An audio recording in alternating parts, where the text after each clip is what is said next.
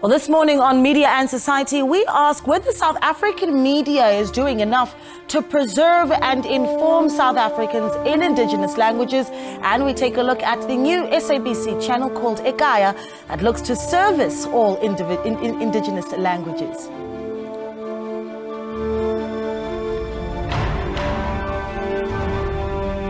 Well, hello and welcome to Media and Society. I am your host, Naledi Mulo. And of course, this is the show where we look at the intersection between media and society. And of course, this show would not be complete without your input. So get in touch with us and share your thoughts on the discussion we have today. Give us a call on 011-714-0661 or 0662. Or you can tweet us using the hashtag SABC Media Society or the handle at SABC_MNS. Send us a voice note or a video as well via WhatsApp. We're keen to see your face. That number 011-714-6261.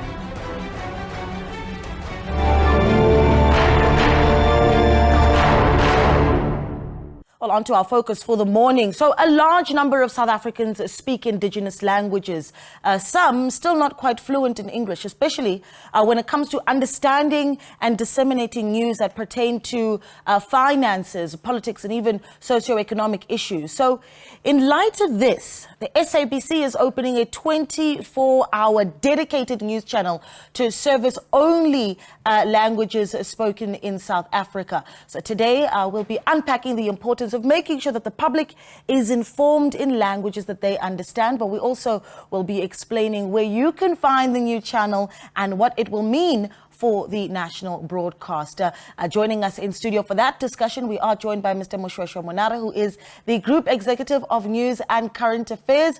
Alongside him as well as Mr. Khutso Matlala, who is the Head of News Resources at SABC. Gentlemen, good morning and welcome to Media and Society. Good morning, thanks very much.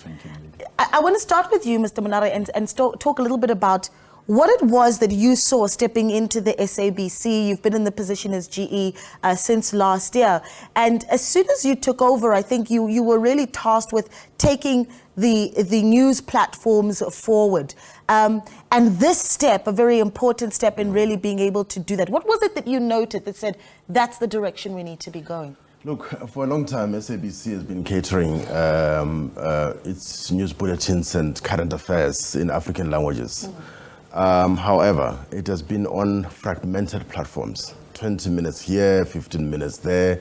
And we're talking about millions of South Africans who actually speak more, whose languages are more, can I say, appealing more than English, and they understand each other.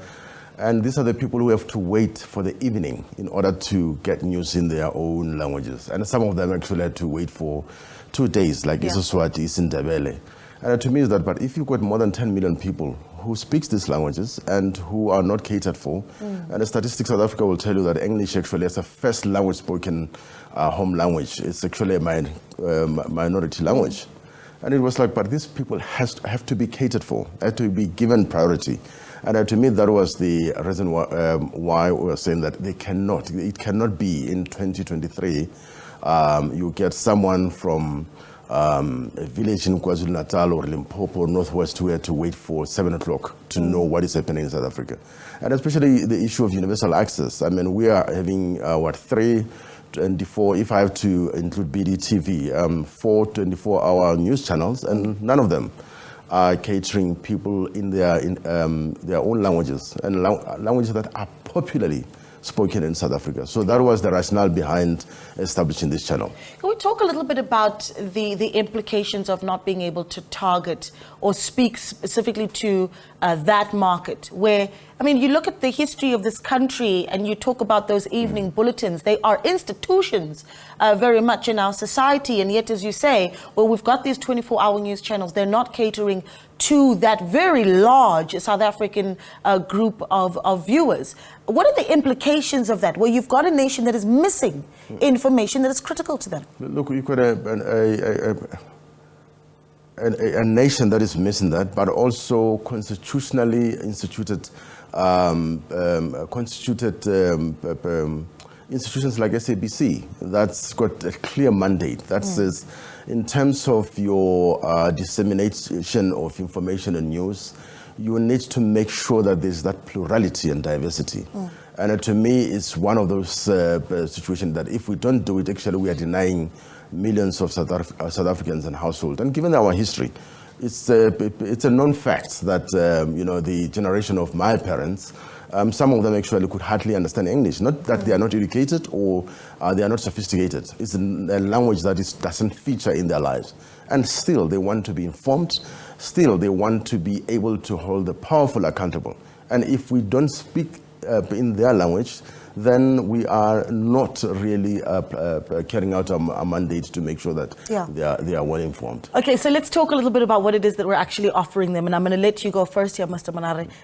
Ekaya, it's an interesting name as well. And what is it exactly that we're bringing the viewer? Look, what we are bringing is news bulletins, current affairs, in all South African languages, obviously excluding English, including Afrikaans in that, all African languages.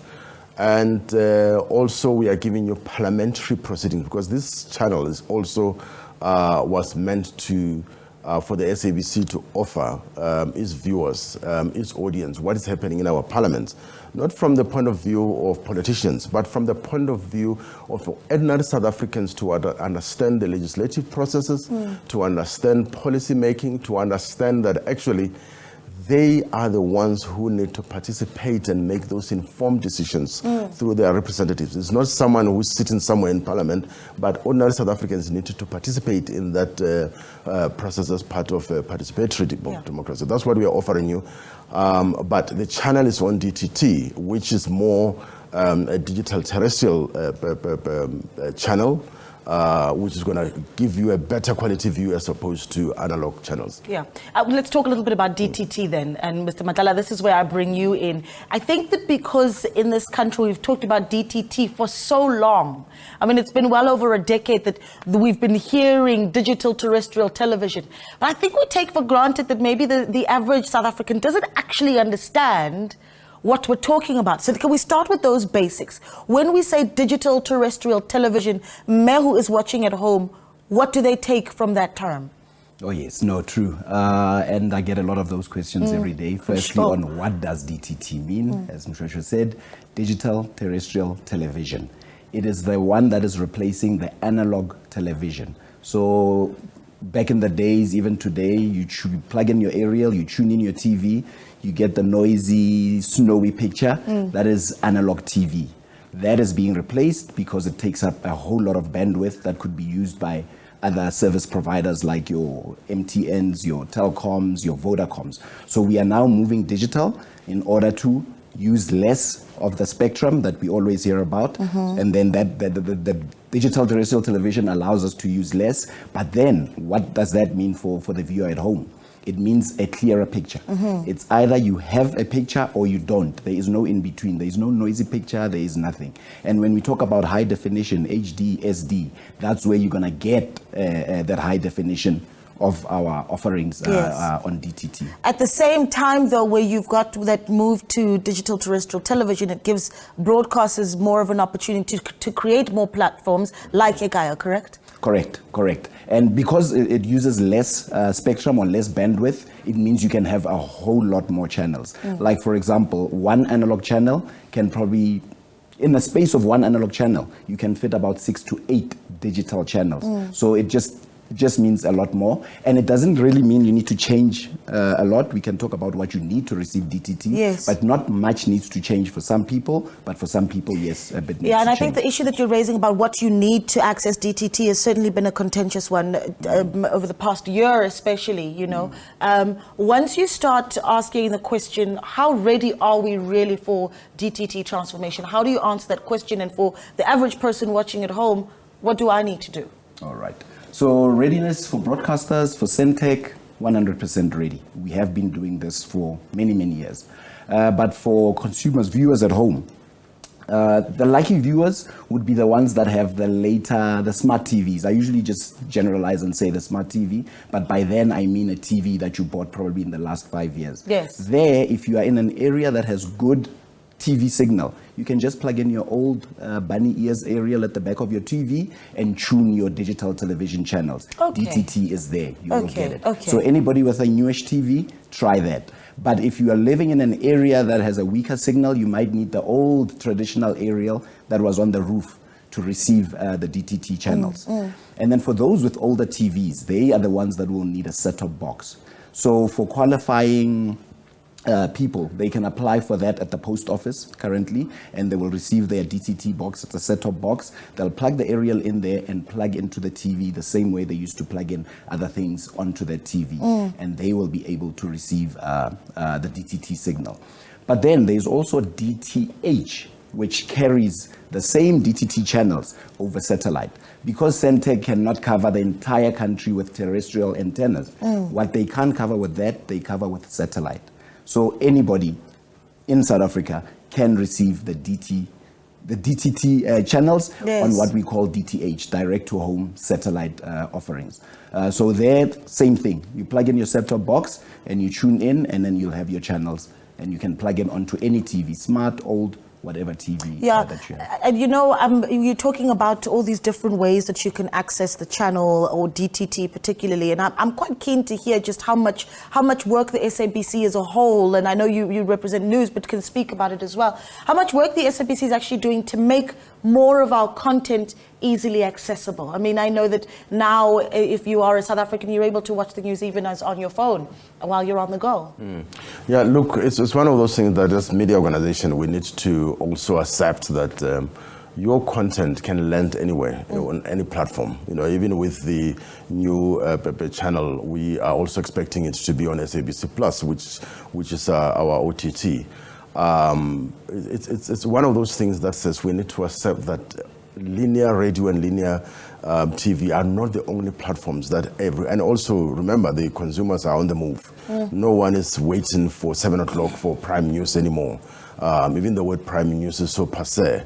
So you need to, to make sure that all your platforms, all your content can be available in every platform, especially for a fast-paced South Africa consumer market. Yeah, I want to talk about the faces that we're going to be seeing. I think that's quite exciting when we talk about Ekaya, the faces we're going to be seeing. I remember when Umamno Xolo left the SABC, it was a national moment. It really, really, truly was. And I think when you look at some of our indigenous language bulletins, unlike the 24-hour news channels, the faces that are there somehow become very much a part of the hearts and homes of South Africans. Yeah. Look, Nelly, I cannot obviously disclose much of the details until the launch, which is going to be around April. We're still finalizing finer details of the channel, so I cannot reveal in terms of on-air talent, in terms of the details of scheduling. Yeah.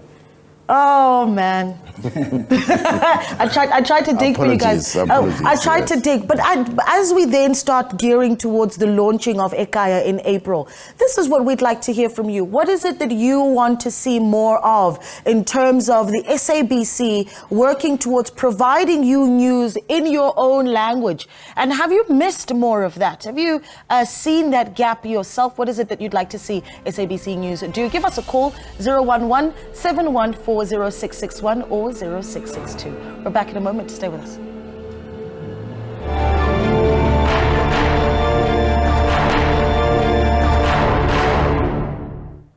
Welcome back to Media and Society. Our discussion today is the media and indigenous languages, particularly where news is concerned. We're asking, are we still doing enough to bring you news in your own language? And for that, we are joined by Mr. Moshweshwe Monare, Group Executive of News and Current Affairs at SABC. And we're also now joined by Professor Anton Harber, who is the Caxton Chair of Journalism at Wits University and also Director for the Campaign for Free Expression. Prof, welcome and thank you for joining us on the discussion.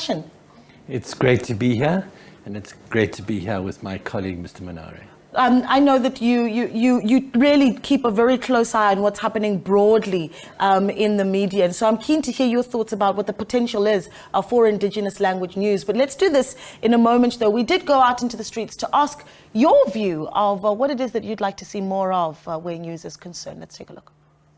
As a proud Bedi man from Limpopo, I feel that our people will finally get the content in their language, which will make it more easier for them to digest.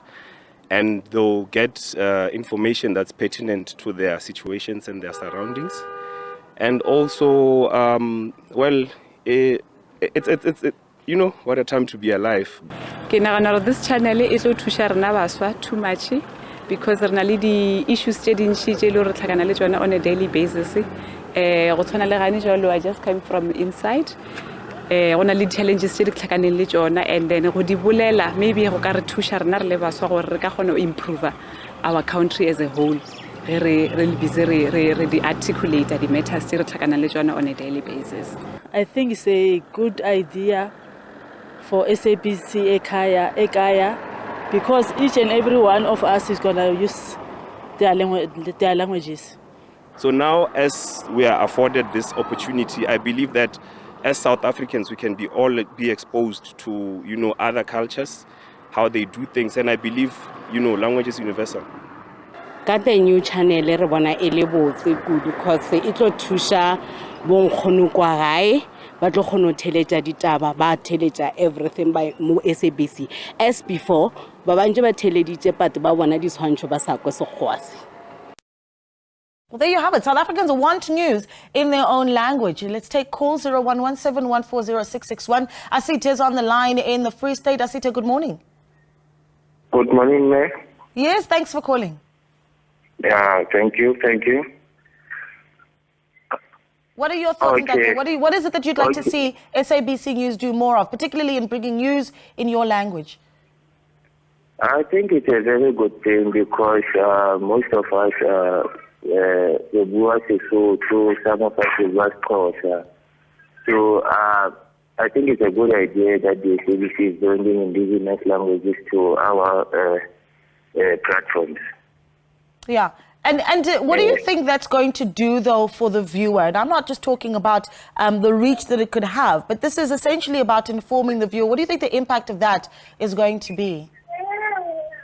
So come again? What do you think the impact of having access to indigenous news is going to be for the viewer, for you, Asita? I think it's going to help a lot of people because most of us, like I say, we stay in townships and we have young kids who are doing these indigenous languages at school and everywhere. So they got to hear these stories in different languages, you know. So if, for an example, at school, my little brother is doing his course. When they come back from school, they can still watch news and music course and get information that they need. That's true. Asita, thank you so much for calling in. 011-7140661 if you'd also like to give us a call and talk about what it is that you'd like to see SABC News do as it works towards providing you news in your own language. So expanding on indigenous language bulletins, 011-7140661. Prof. Harbour, let me bring you in here because you've looked broadly at the media landscape for a very long time. And I spoke to Mr. Manara earlier about, you know, the institutions that for a very long time were our evening bulletins, right? And that certainly, I wonder if the prominence is still there and the need certainly for that kind of language institution in news still very much a need. You know, all the media commentators have been saying for some time that there's a need for more media, more news in more of our languages. There's no question. It's more of a problem in print, less in radio, and TV somewhere in the middle. So more news, more languages in principle is an excellent thing, and it's exactly what the public broadcaster is there to do. Because it may not be financially viable, but there's no question it's a public service. I mean, you're quite right that people naturally connect more, get passionate, and more involved in news in their first language. There's no question. So when you're enabling a wider audience to access the information, you're empowering them. And that's a good and healthy, important thing in principle. Yeah. Practically, it's got its complications and its issues, so there are questions one must ask. Let's hear the complications that you see, so we can prepare Mr. Bunara for what's coming his way. So I think the first thing is that it's going out on SABC Plus and on DTT. At the moment, there's very little audience there. In the long run, DTT and they may both build an audience, But one has to be clear. SABC Plus is absolutely appropriate because you're not going to have 24-hour rolling news in all languages, so it gives you on demand. You can go there and get it. You don't have to wait for the languages to switch in this new channel. But there are very few people there. Let's hope that it can build over time to a substantial audience. Yeah. Because news on demand is where we're headed. Yeah. You know, running live news as we have on the SABC News channel and on the other news live news channels, that rolling news is the way of news now. We don't have the capacity to do that in 11 languages live simultaneously all the time. Yeah. There are questions of resources. We know the SABC has been financially tight. It's been losing money for some years. To do it well, I mean, one can do it. SABC can do it more easily and cheaper than anyone else because there's more resources here than anywhere else. But it costs money to do news well. Yeah, it sounds like you've got your work cut out for you. Yeah. Just from the challenges Yes. that Prof is highlighting there, resources and the numbers that are still getting onto SABC Plus and DTT. Look, I know, but look for the SABC, because I know that our competitors out there are also trying the same model. But for the SABC, at least for more than decades, we have been offering news and current affairs, news bulletins and current affairs in indigenous languages. So that's why when I started, as part of my strategy, when I started with the idea, it was more of, if we are to try this, I'm quite sure that 40% of the clock will be filled by the current affairs that we are, current affairs shows that we are offering, which are based all over the other analog channels. And also the fact that you do have those 11 bulletins every day, even though some of them they do switch from one day to the other. However, I'm not going to be defensive about the fact that financial resources is going to be a challenge, but it's something that is inevitable. We cannot not offer our audience, like I'm saying, that we're talking about more than 10 million people who every evening without fail are loyal to our content, are loyal to the bulletins that we are offering, and to say, but why can't we offer? And the problem is one is that at the moment, given the fact that the SABC 1 and 2 and 3, those are kind of like channels that offer variety entertainment programming. So which means accepting news content, it's a challenge. I mean, I think the longest news content bulletin that you can have there is 24 minutes. In that 24 minutes, you've got commercial breaks, you've got sports and those kind of things. So we are talking about how do we subject people to, some of the bulletins are 15 minutes. How do you subject to the majority of South Africans to that kind of treatment? And that's why I'm saying that in terms of resources, we already offering those bulletins, The second issue of the platforms that we are talking about, DTT and OTT, yes, it is a challenge in the sense that there's no audience, but do we have a choice? I mean, at one stage, there's going to be a switch for analog. So it's one of those things that SABC General, not just news, is we have to be prepared that whatever we're offering, we have to build that audience on the new platforms. I mean, there's the argument that with the tough times economically, politically, and so much more in the country, that South Africans would have a thirst to want to know what's happening in the news, and one would hope that that will translate into the numbers. But let's take calls, because it seems that there's quite a bit of interest in this discussion. 011-714-0661. Stella's on the line. Stella, good morning to you. Yes, sanibona sinjani. Siyabonga bhuti. Sawubona, ngiyakuzwa. Yebo, ngiyabonga nami. Lento le kumele abadala yendeka kahle kahle. Hey, at least nasi labasasathi sindini sawukhona ukuthi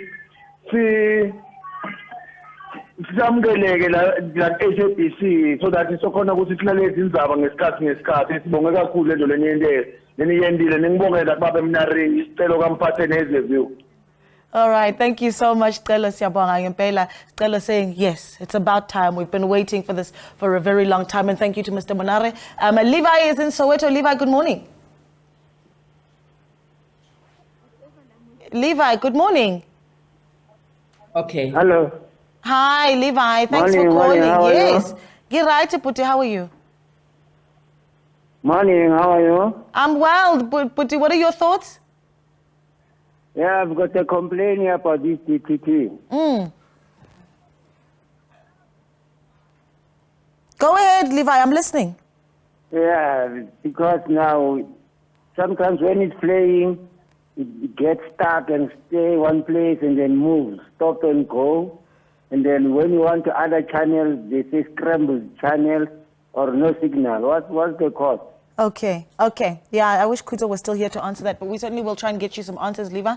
Thank you so much for calling in. 011-714-0661. So obviously some technical glitches that we can't really speak to, but I'm fascinated by the thirst, right? Stelo essentially saying it's about time, we've been wanting this to happen. And I want to talk about the challenges that we're facing as a country, the opportunities that's available when you do have a country that's a lot more informed. Now it's more of a political discussion, I think, or socioeconomic as well.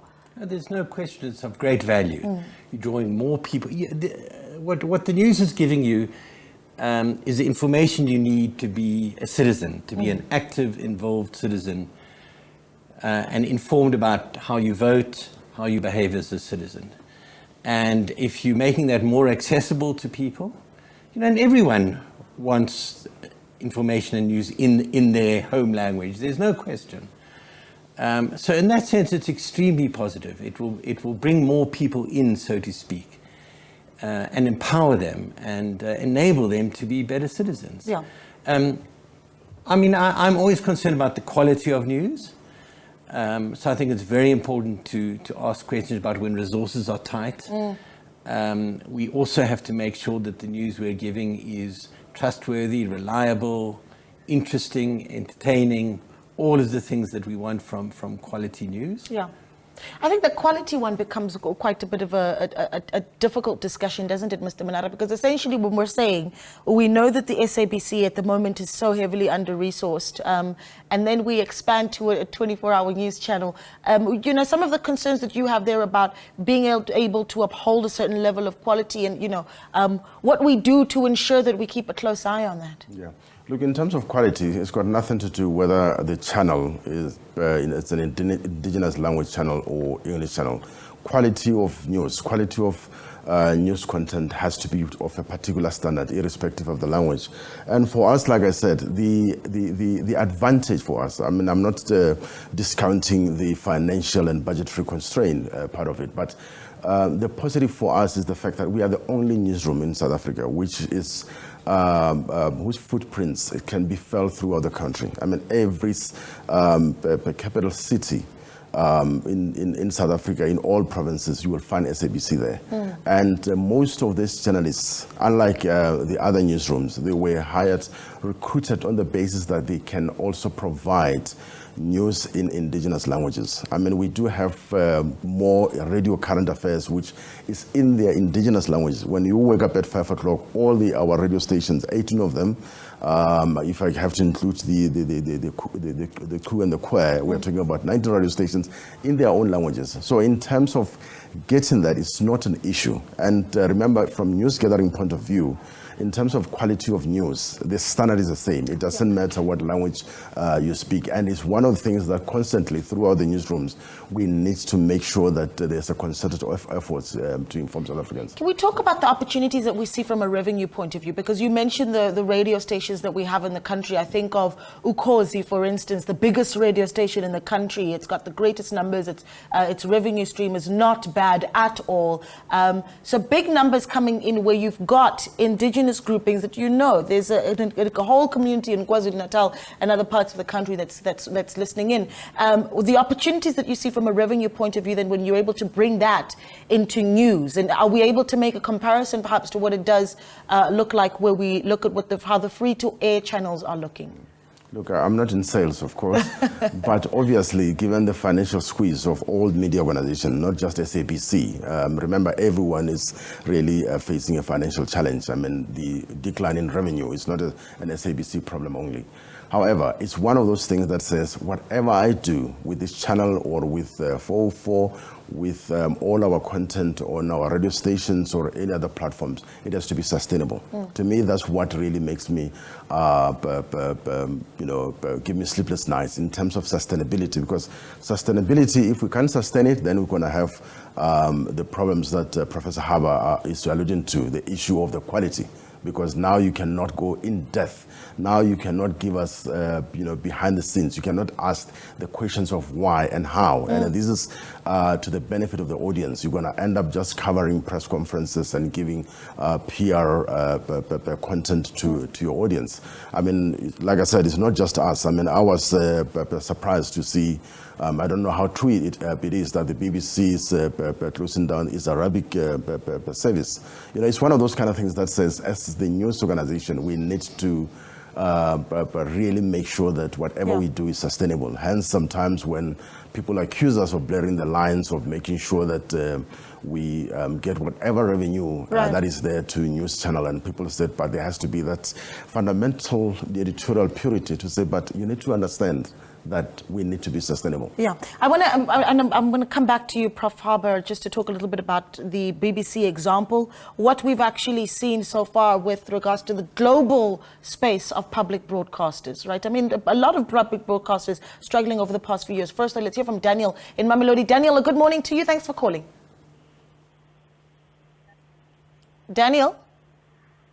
Hi, how are you? I'm well, sir. Thanks for calling in. What are your thoughts? Yes, I'm good. Yeah. Well, I think it's a good idea.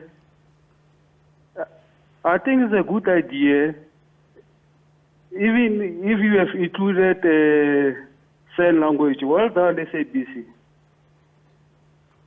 Thank you, Daniel. Thank you so much for the words of encouragement. We really do appreciate it, and keep watching as well and giving us your thoughts as we keep bringing you the news. Daniel in Mamelodi. Prof, before we wrap up, I wanted to bring this in. BBC, you've touched on it as well, Mr. Monare. We know a few years ago, BBC also making the announcement that they are going to start moving towards slowly shutting down.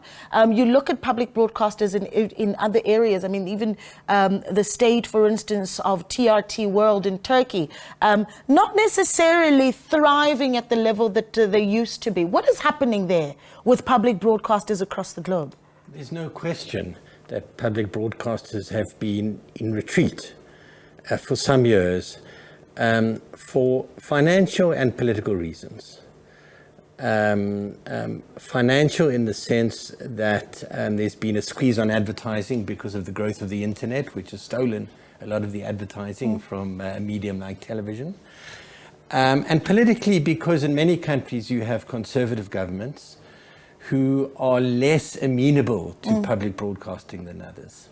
I think it's important to say that in a developing country like South Africa, it plays a particularly important role because we can't just rely on commercial broadcasting, as important as commercial broadcasting is. Yeah.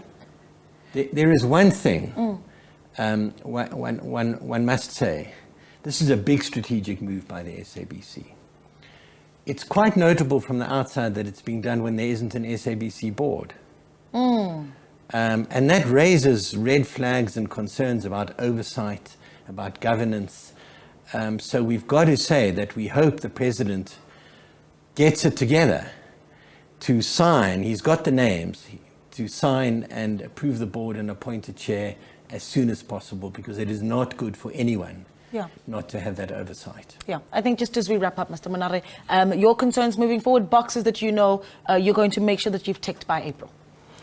Look, the boxes that needs to be ticked, obviously, is to make sure that it's sustainable, the quality of content, and make sure that it's not just a translation of for content. It's more of what our, like Prof. Haber was saying, to say it's the essence of public broadcasting, about those people who are not necessarily appealing to your commercial urban metro media, but people that constitutionally we need to give expressions to their aspirations and their needs.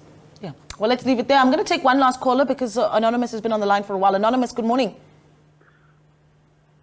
Morning to you, CC, and to your guests there. Morning, I'm calling from Bopo. I just wanted to first take this opportunity and appreciate the good work that is being done by the SABC in terms of ensuring that our languages are preserved. But I've got a bit of a challenge in terms of the content producers at some of these indigenous or radio stations, where they are not kind of like doing well in terms of using standardized language. You find them using dialects.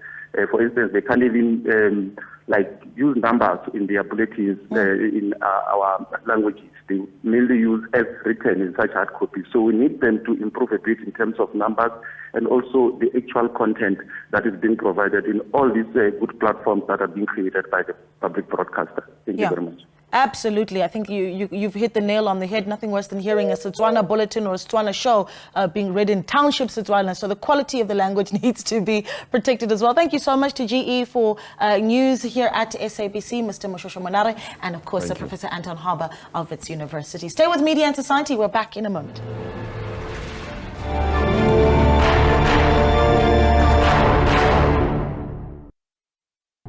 Welcome back. So the preservation of indigenous African languages still has a long way to go, and it certainly is something we discussed just before that break.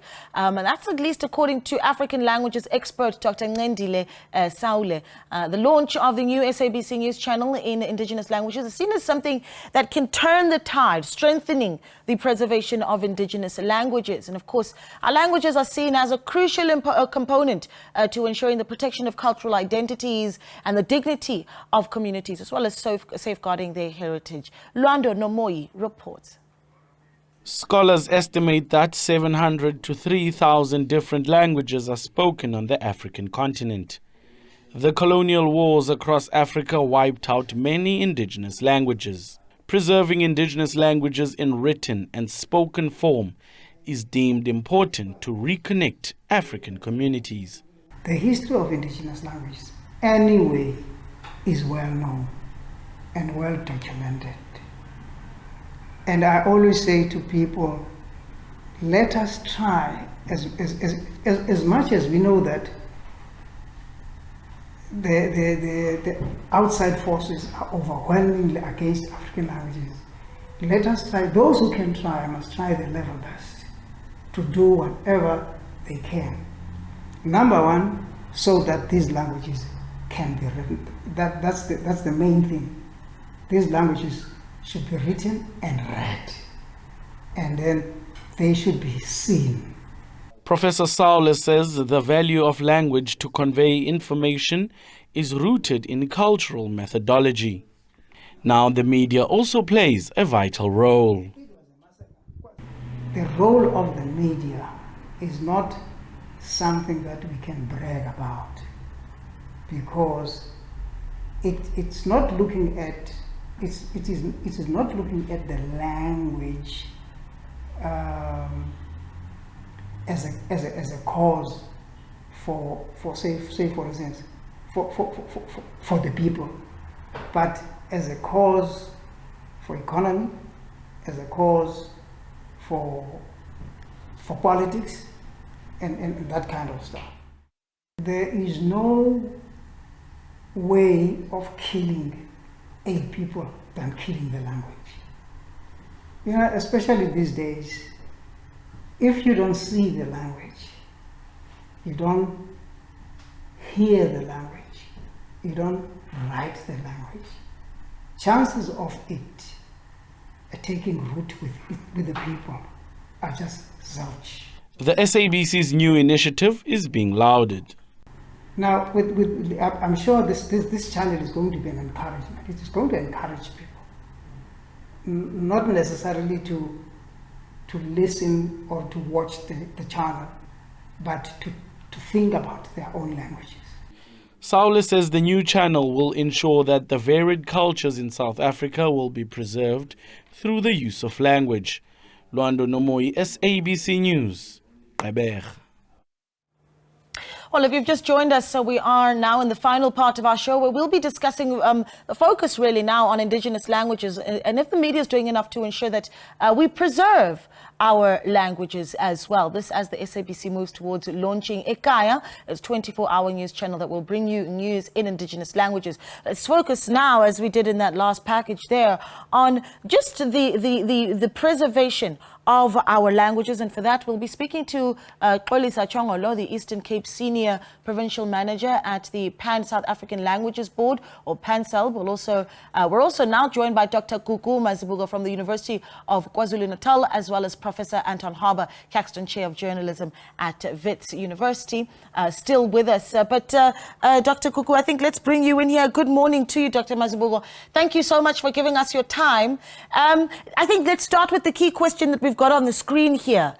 Do we face an issue where indigenous languages in South Africa are facing some form of extinction? I mean, just before we went into the break, we had a caller who said it's all good and well for us to create platform for the viewer and the listener in indigenous languages, but are we developing those languages enough, and have we kept even to the purity of the languages to the extent that we should? Good morning, Naledi and colleagues that are with me, as well as the viewers at home. Thank you very much for having me. Thank you very much for this opportunity to talk about the language, which is one of the greatest human rights. Firstly, I would like to congratulate SABC for this great move in preparing for the launch of this channel, because languages are being developed, languages are being preserved, but the media is the best platform to make sure that people out there they get the information in their own languages. Therefore, this is going to be a great opportunity for all the South Africans to access information in their own language. Yeah, and so just to come back to the question I had asked there as well, Dr. Mazibuko, are you concerned though that that the state of South African languages, indigenous languages at this point, needs to be looked at? Where we had a caller earlier saying they're concerned that we're creating these platforms, but we're losing the purity of our languages. What do you say to that? Yes, each day languages are dying, and that is very important. Hence, I think the UNESCO decided to declare this decade as the decade of indigenous languages for the promotion, preserving, and also developing the languages. Yes, it's true. But it's important that each and every one of us, not only SABC, but each and every one of us, we need to make sure that we preserve our languages. And when we preserve languages, we need not to pollute languages. It is important that we preserve the languages as they are. Therefore, languages that must be used must be standardized languages, not just any languages that are spoken like the languages that are not standardized. Therefore, in that way, we will keep the purity of our languages, because it is of no use to speak anyhow, to use the language anyhow, but we need to follow the rules of the languages for proper preservation. Okay, well, we've got another caller on the line. Twala is on the line. Twala, good morning to you. Good morning. I've seen. Aye, thanks for calling, Twala. Minjani kufuka. Ifukile ndati. Mupukile mas. Ifukile. This is as much time as I've got inside. Muyendlela kusoho. Ndila Bushbuckridge la thula manje ka kumana.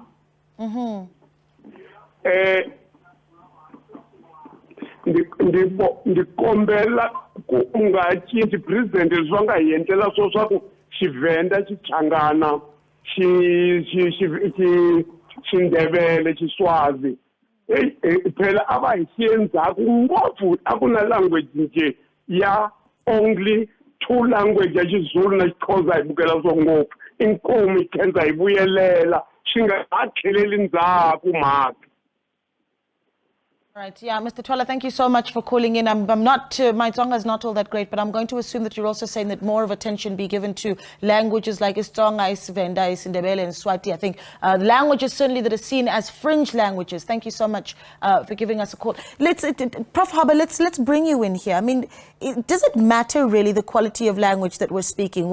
I could easily argue that most people my age perhaps may not be able to speak the purest of Tswana, and that what's most important is that I'm able to get the information that I need to get. And there's questions around whether or not we've developed our languages sufficiently in South Africa. Look, I'm skeptical of this notion of the purity of language. These are living languages used every day. All languages get influenced by other languages, take in words, phrases, ideas, and that's the richness of language. How many Zulu words have come into English? For example, and it's enriched English. So I'm certainly not a purist that says we have to keep any language pure per se. I can understand you want a standardization. But I think what's important also is how people speak. Yeah. There's no point in having a pure language and people are speaking differently. We have to do the news, for example. The question is, what will people best understand? Right. What will best engage them? If it takes in words from other languages, that can be a healthy development, engagement of the language. It's certainly, a language like English has taken in from French, from Italian, from Zulu, from all sorts of places, and it's enriched the language. Yeah. Yeah, I think there's going to be a tug of war, I think, between yourselves perhaps and even someone like Xolisa, who's from the Pan-South African Languages Board, around whether or not we go with the purest approach of using our indigenous languages, or do we go with living and moving and evolving languages that South Africans certainly speak today differently to what they did even 30 years ago. Xolisa Chongolo, Eastern Cape Senior Provincial Manager at Pan-South, joins us for that. Xolisa, good morning to you. Where do you put that argument of what the media should be doing as we try and bring more and more content in indigenous languages? Do we then go the purest route, or do we start to, bring you content that is living and breathing and evolving languages? Thank you, ma'am, for having me on your show. From our view, is that as much as there is a lot that is being done, but it's not always really, there are also challenges in that, in whatever that is being done, because not much time is spent on looking onto what exactly needs to be done. For example, if you would know that most of the SABC news, for example, are collated in English and then translated into indigenous languages, But then you'll find that now when it comes to that part of translating, for example, you find that no professional and trained translators are responsible for translation. And should you not have professional and trained and experienced translators translating for the news, then a lot is being lost and a lot is being misplaced and misinterpreted. And then you'll find that now the isiXhosa that I know is not exactly the isiXhosa that is used on the media because of those things. And also when it comes to terminology as well. As I've heard the other commentator talking about standardization. So terminology, when there are new things that are coming to the fore, obviously we need new terminology for those things in the indigenous languages. There are processes to be followed, which are professional processes to be followed in terms of coining terms, following all the methods and stuff. But we find that those things are neglected, and we end up having different terms for one thing. I know that there might be different terms for one thing depending on the content and context. But all of those terms, they need to be actually be correct and be contextualized. Yeah. So in those lines, in those fields, you are lacking as the SABC media or as the media at large. when it comes to these languages. But at the minimum and on average, yes, a lot is being done. But as I'm saying, if you're speaking the language out of context, then you are losing the listener. So the person who's listening to that point or to that attitude or to that whatever, should it not be articulated correctly, then the person gets lost and then start asking questions, and then in the process is losing you. Yeah.